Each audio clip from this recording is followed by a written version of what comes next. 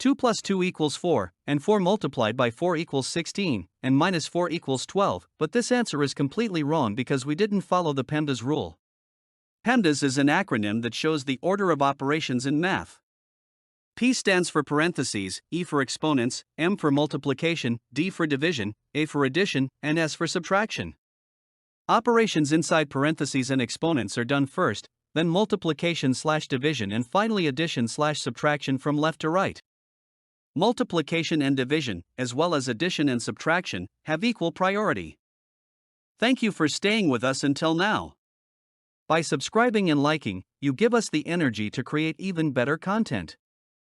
Before solving it, solve it yourself and write your answer in the comments, and subscribe to my channel so you don't miss exciting challenges. Now, according to the PEMDAS rule, we first do the multiplication here. 2 times 4 equals 8. Then we solve addition and subtraction from left to right. 2 plus 8 equals 10, and 10 minus 4 equals 6. That's all for this one. Join our growing community by subscribing today. Let us know in the comments what you want to see next.